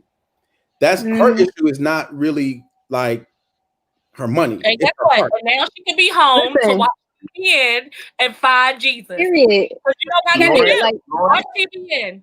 Watch TVN. They'll speak to you. Lawrence, don't watch TVN. Go watch the Word Network. I don't care. But you got time. Get on the internet. But as YLC, we support the Word Network as they support us. But Lawrence, Lawrence, I agree. But in that, there are certain lessons to be learned because of certain actions. Actions beget consequence. Absolutely. And so maybe in her life, that is the action and the consequence she needed to turn around. Now, I'm going to be completely honest. That's none of my business. Because whether she gets it or not, there is a whole world that looked and they saw action and they saw consequence. And that's important. Period. Right, I don't want to forget death, and now she is at death of a job, so she got what she needed. Lord, I am agreeing with you about the spacing to say, this is what happened. Come to this is the right way. Don't do this and things of that nature, and let your mind heal, your heart heal, and all of that. Okay, but what I want to put it in perspective and just be real. While I'm dying, I don't have the time to rehab you. You're killing me. I don't have the energy to bring rehab to what's going on unless you want it. Change comes to the repentant heart. Yeah. Right. Yeah. Change comes to the heart that wants change. Not to just I can't force on you what you don't want. When we get to the altar and we say, God, I repent of all my sins. I'm changing from where I was. And I'm coming into the place that you're calling me to. That is our decision in that moment. And if you haven't seen enough on TV, if you haven't seen enough innocent lives going into like when she did that, she knew exactly what the potential was of happening to this man. And so that is the opposite of a repentant heart. That's we can't confuse what happened in that moment. We can't confuse what happened with that moment with the opportunity of repentance, right? Like that was deliberate. It was wrong. It was evil. It was evilly influenced. I'm with that 100%, 100%. And once again, I believe in cause and effect. I believe that for every action, there's an equal and opposite reaction. So whatever she got. I'm not dealing with the consequence that did happen, whether it should or shouldn't have happened. I'm dealing with, for us, where do we hang our hat? Do we hang our hat on the fact that she lost her job, or do we hang our hat? I pretty much, they want to feel her answer. I think so. I get what you're saying, and I believe that as Christians, our goal is souls, right? Our goals is to see people changed and transformed for Jesus Christ. However, racism, like we started this conversation before, is a sin, and guess what? She paid a major price for her prejudice and for her actions. So I don't want any ill harm. Like you said, I don't believe that, maybe some of the stuff that's happening online goes a little extreme. But no, I'm not sorry that you lost your job, because if you did that then, it's no telling what you're doing to your Black and brown and minority co-workers. Because that mind frame didn't just start in the park. You had that that was learned. That was learned. Yeah. Let me put this in here while we're on this subject. We're looking to our, white evangelicals, or the other side, or our counterparts, our brothers that have a different skin tone, whatever we want to call it. We're looking to them, and they're looking to us. What is our responsibility? That is your responsibility. It is not my responsibility, because this is how we see things, right? If you sin, and it's outed. This is what we believe in the church. If we sin, it's outed. You sit down, you're restored, and then you're once again, restored to the fellowship of the brethren. That, like, you're probably not in our circle. With that kind of behavior, you're probably not in our circle. Because if you were, the people that knew you, boy, you wouldn't need no persecution from the world. You're going to get it from that church body. And so if you're looking to the other side and say, what do I do? How do I help? That's how you help. Say, hey, look, sis, those are people too. We don't do stuff like that. That's where they step in and say, this is not what we do. And while we can do this, it is not the right thing to do. And that is not our responsibility. I want to make it so very clear that while repentance is for everyone, while God came and died for everyone's sin, when it's a certain kind of situation, if I'm in the place to minister, will I without bias? Absolutely. But when I'm standing on the side and my conversation is one of my brothers died, and I'm standing on the side and the conversation is, how do I live? How do I train myself to live? And how do I teach the next person to live? The same vendetta in that moment cannot be, when you harm me, how do I help you? I think it can be in certain spaces, but I think at that situation, she knew what she was doing. Had the police came and there was not a video, we could have had a whole nother scenario. So Absolutely. I agree with everything. I'm not speaking generally. I'm speaking to this situation and this type of situation. This happens all the time. Lawrence, we come from the sporting world a little bit, our backgrounds. You've seen athletes, they mess around with the wrong person. That person feel a type of way. They pull that card. This person has been in jail, or is going to jail, or is on trial for certain things. Some of these things are normal. And I'm not speaking to everybody, because we do have friends we could say, hey, bro, that wasn't okay to say. Like, this is how I feel about what you said. This is kind of the context behind it, and this is how I see things. And even in that moment, as you've been saying, we give that grace and we go, but bro, how do you see it? And why do you feel like that was okay to say? That's completely different than the model of, I feel a type of way, let me go ahead and use this card. And, because I'm a certain skin tone and you're a certain skin tone, there's no way I'm going to take this and here you go. Two completely different spectrums. If we're looking at the heart issue, her heart is the complete opposite of the repentant heart or the willing heart. And that's what we don't see that, though. I don't think it's fair to say, because we don't see. We don't see where she is. We don't see. We don't see where she is now. We see her in that moment, and she ain't love you like you loving her right now. And I'm not saying that's what we do, but I'm just saying. Watch this. They saw where the woman caught in adultery was in that moment. Mm-hmm. They saw and I want to also address this too, because we said that it's not necessarily our responsibility for people who aren't necessarily in our circles or spheres of influence. I don't necessarily ascribe to that, because every example that I see where Jesus is restoring others, they ain't in his circle. When he met the woman at the well, she wasn't in his circle. When he picked the woman who was caught up in adultery, she wasn't in his circle. When he healed the man who was laying on the mat, none of them were in his circle.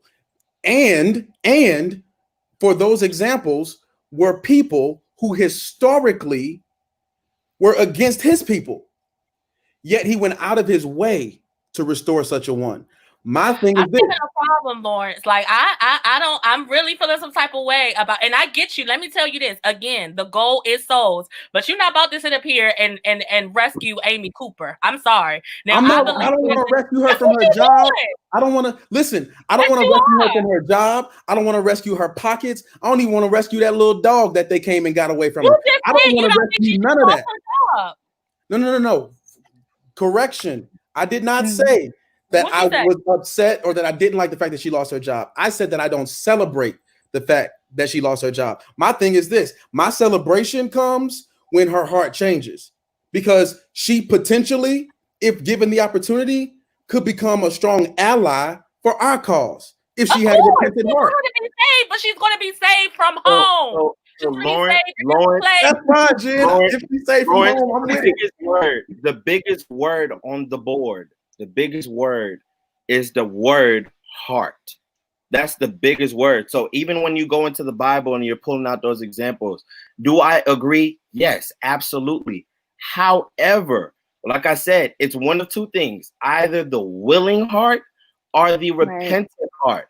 I'm either willing to understand, and now when I begin to find that mindset of change, I've now left willing to repentant.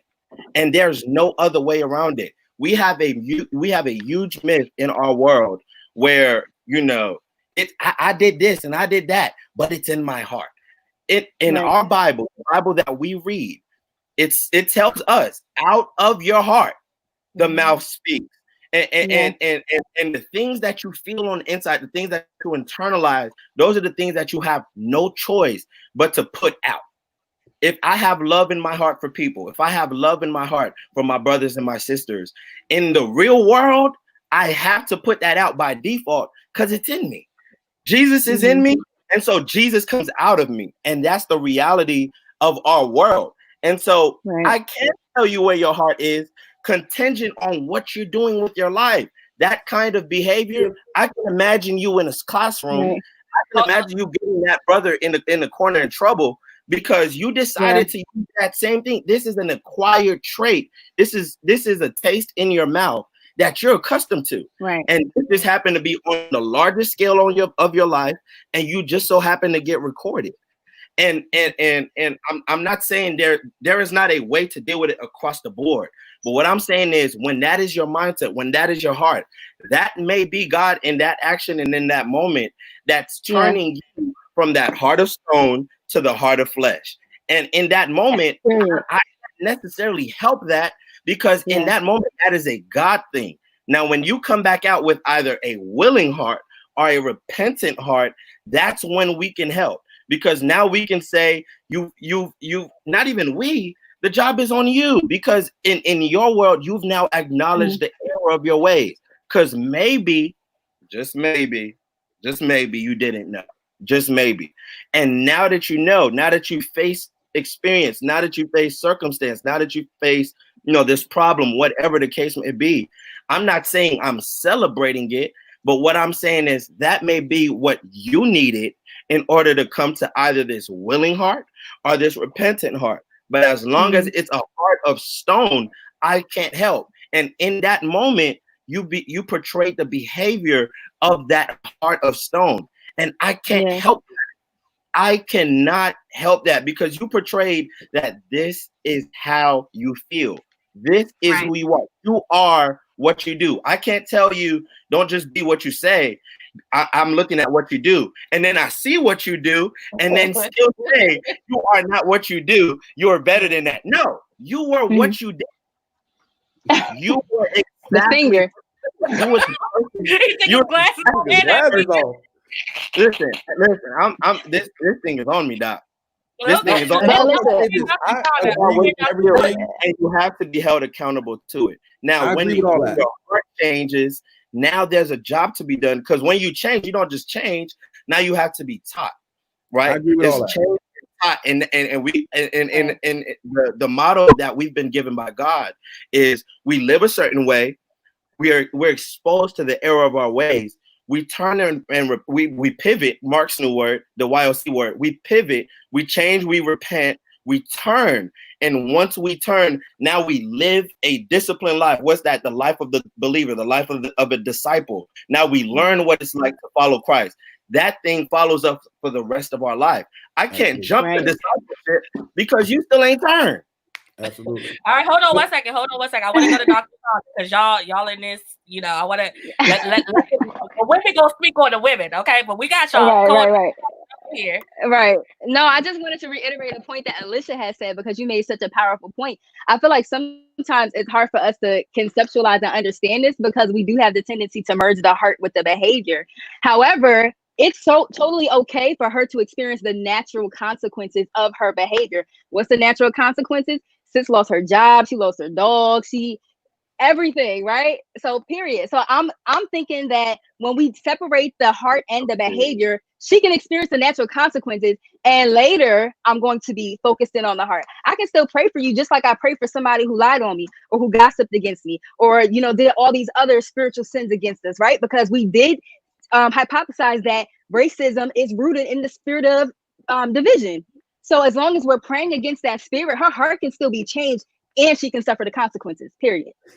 And we can still forgive her if she comes out. I don't want us to make it seem like we're villainizing her because of what happened. We will forgive her. We will love her. We will welcome her in. But I'm not going to say something that she didn't say.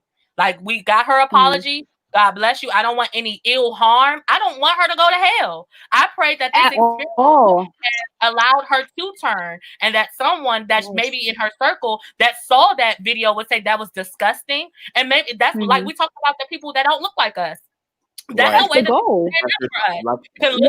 As a kingdom citizen, that's the goal. Right. There you go. And they can say, "Hey, like, we're friends. That was not okay. What you did was not okay.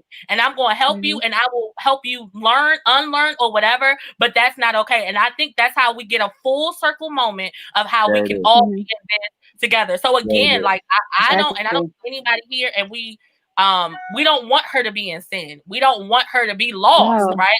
And Lawrence has such the heart of a pastor right now. I just had to say that openly. That's how people be doing, It's the leader part. It's the shepherd part. That's how pastors be. I know they're raggedy, but guys, that's exactly what you don't know, guys. Yes, I don't know where I went wrong, but I'm not I want to say that everything that all of y'all have said, I 100% agree with. I think my question to you all that I posed, and even my response to what you all were saying, had much more it had less to do with what she was experiencing and more to do with our response with what she was experiencing. My thing is, okay, he who is forgiven much does what? Loves much, right? Like, if she can experience the very people that she has sinned against by her actions. It wasn't just that man in the park, but it was Elisha. It was me. It was y'all. Yeah. And those very people who could extend to her that love and that forgiveness to say, hey, listen, yes, that was wrong. And once again, love is not just covering it, but it's telling her the truth about it too. It's correction. It's correction. So my thing is, if we really want to see more hearts, like more heart changes, then I think we have to extend more grace in that area. that is visible, and that's my point. It's like it's So not. how do we Man, fix listen, her you don't sit here. You started this war Now by hold on, saying, man. I'll let you finish. Do we send her a chocolate basket? like, well, how do we help No, her? Right. Like, what do we do? Practically, what do we do? Yeah, What does practically. this look like, Lauren? What I'm saying is, I think our response, or I guess, yeah, our response should be different from our reaction, right? Like, we should know how we approach these situations in ways that shows that individual that they are a valued member of the world, that her soul matters, and that we want her soul to prosper, and we want her to prosper as her soul prospers. I just don't know how we can communicate that message while also celebrating the fact that she lost her job and her dog. I just don't And see how that. we're not celebrating that. We're I'm not saying that you all are. No, but I'm saying she you was all. held accountable. She was No, held it's been- accountable. So Lawrence, I Love think you and across hold the you board- accountable. Every That's time my basic. mother whooped me, she loved me. Every time she Yeah. smacked Those are me, she natural loved me. consequences. But I Right. still got whooped because I was wrong. I still got the punishment because Right. I was wrong. And Right. that correction did not take away from her love. So we're not So making none of us believers aren't making statuses about, yay, she lost her job. But it was just like, oh, okay. I mean, it's unfortunate, but I'm not upset because that was her spanking. And because we physically are not her parents, that's the correction that you got. Let's not take another full circle around this track. And Lawrence, I agree with you where you say it shouldn't be celebrated, and it was. For us, kind of with that mad approach, that angry approach that we have, for a better term, when something like that happens across the board, not us in this conversation, also maybe not us believers, but across the board, is it celebrated? Yeah, it probably was celebrated. Just to be honest, I saw just to the be post, honest. celebrated. Yeah, just to be honest. And so, Lawrence, there I agree with you, and I think the rest of us do too. And we're not gonna sit here and celebrate it. But what we are going to say is, in this moment, there was a consequence befitting of what happened. And now, if you are willing, then there is a change that can come. That's all we're saying. That's all we're saying. I don't want to. We can go around the same track a million times. We're good for it.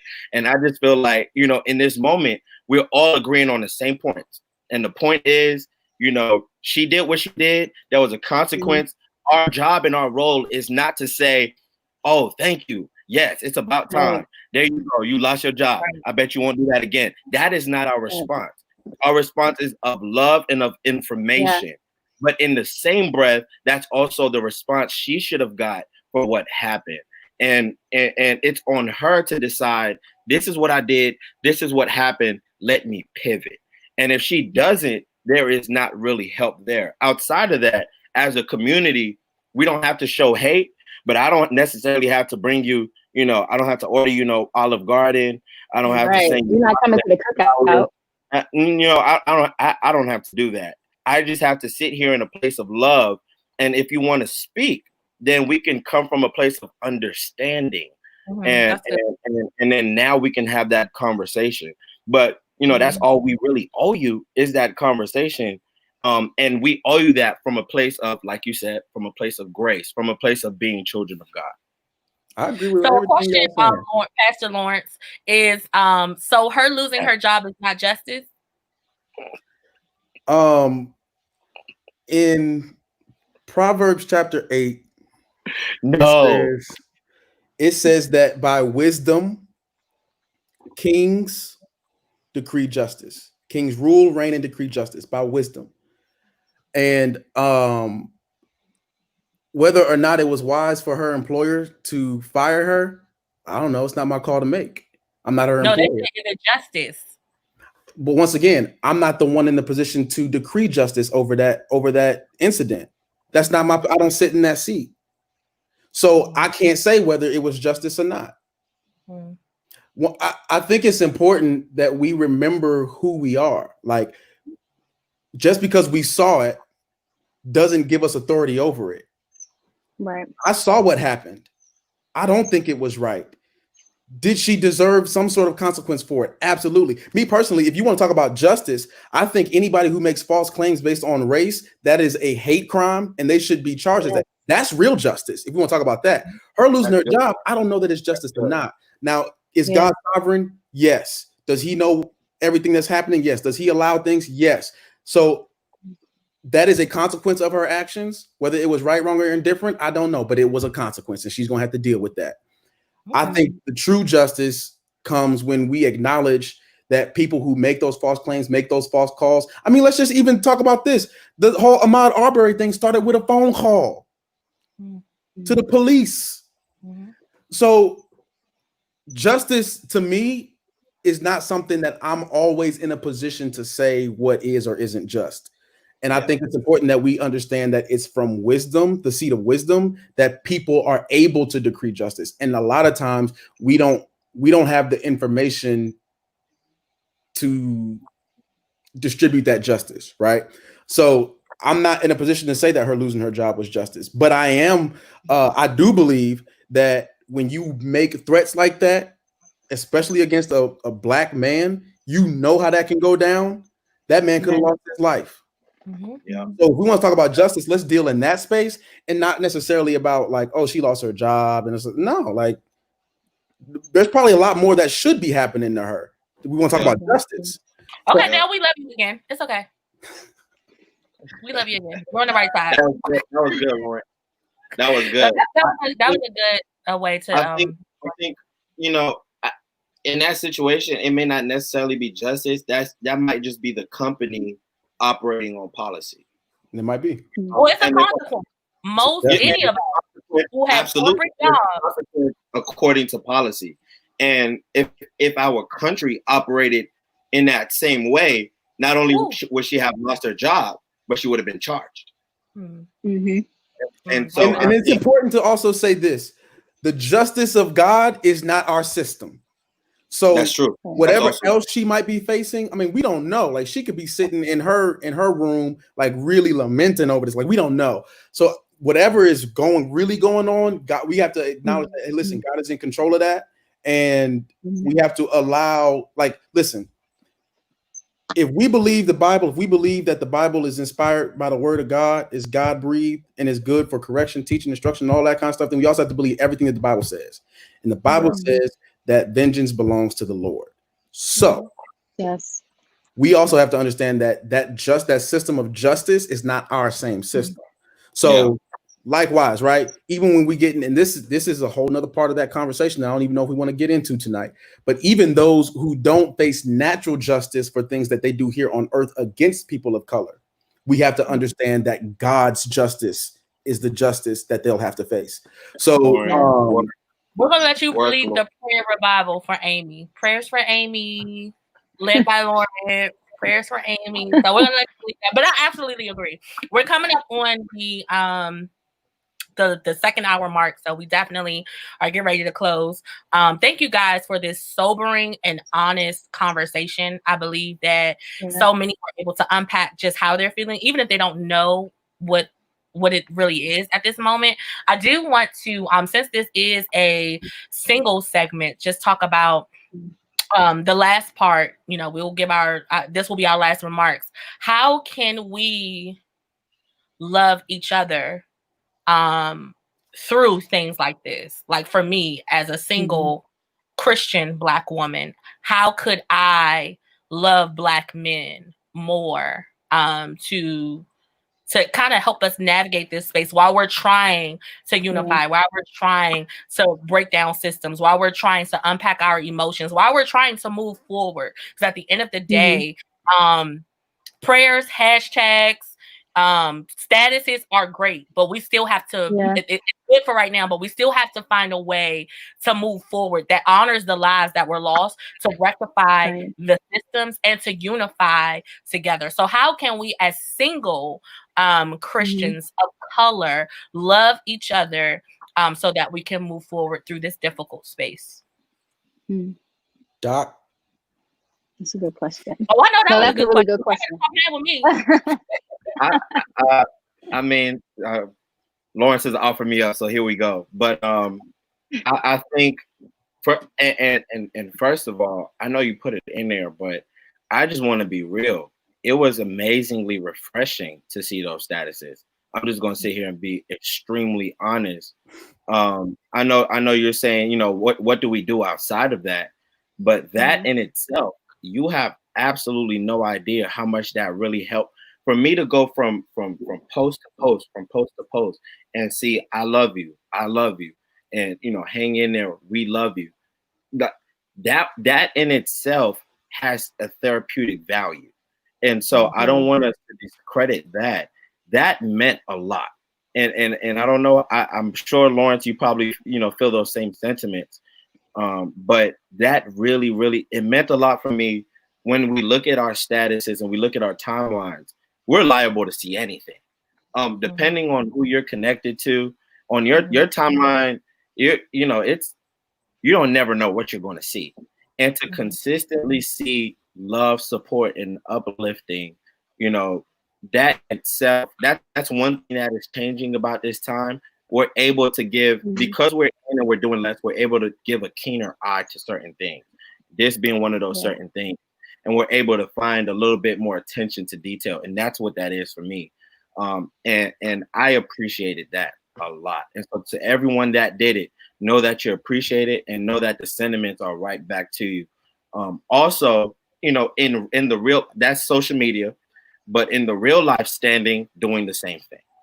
Whether it be a FaceTime call to people that you love, whether it be, a text message, maybe if it's acquaintances, maybe text message, if you know them like that, a call, or FaceTime to those that you really, associate yourself with. And it's tough because in this time, this is the time we can't be around each other. And it seems to me that this is the time we need to be around each other the most. And so in real time, that also, just the idea of community and to piggyback off the conversation from earlier, not just one-sided. We don't just need it, from our women. We need, that's our responsibility as well. The women really push forward in a crazy way today. I would love to see brothers tomorrow say thank you. I would love to see brothers tomorrow say we appreciate what you're doing. And not only are we, not necessarily expecting you to look out, but we appreciate you looking out. We are returning that same grace and love to you in your moments of weakness, in your moments, and not even, I don't even need you to be weak for me to look out. Sometimes I need to come around and just say, drop this. You're a queen, but drop this work hat, drop this strong hat for a second.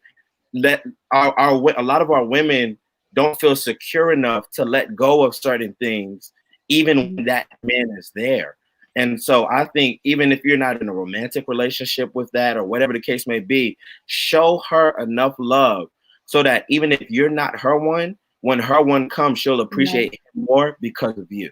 Let's be the love to others that we would like. Let's be the love in our community that we would like to see. Let's not leave people out there just fending for themselves. And let's also not just be out there for ourselves. If you reach success and you can sow in somebody's life, sow it. That's why we get it.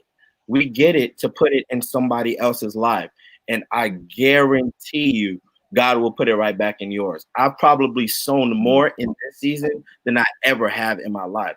And it's technically supposed to be a season of drought.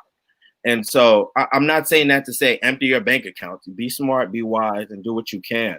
But I am saying that to say if you are in the position to do it, and we say, not just be words, but also be deeds, sow into those lives, sow into the people that you say that you love. And not with a return. No, I don't want to hit. No, I don't want you like that. No, I'm just supporting you. And I'm showing you that as a Black man, we love you. All right. Anyone else? Good. I would say make sure that we're creating safe spaces where we can talk like this. I don't know about you guys, but personally, I can't go into my workplace and talk about this and feel validated. So I would say, like, in those relationships, whether they're familial, interpersonal, romantic, whatever it might be, make sure that you're holding a safe space for your that person to be able to express their emotions as freely as possible. Also, so I teach my clients a technique called Wise Mind. So basically, being able to fully acknowledge and be present with all of the emotions you're experiencing without feeling guilty. And also being able to make sure that you're responding in a rational way, because the two can coexist. You can feel all the emotions and you can respond in a rational way. That's it. Lawrence? I think, just to directly answer that question, I would say we have to start loving one another outside of romantic relationships. I think we have to start, like, and this is you can get into a whole thing about this, but I think it's important that we learn how to be appropriate in our expressions of affection and love with people that we aren't romantic with, or that we aren't trying to date, right? Like, there is, especially for those of us who are kingdom-minded people, we're all one big family. So before I ever see you as a mate, I should see you as a sister. So I think it's important that we start learning how to love each other in that way. And when we do, then we create those safe spaces that Dr. Chandra was talking about. Then we start investing in one another, like Elisha was talking about, because we love each other and it's a genuine godly love.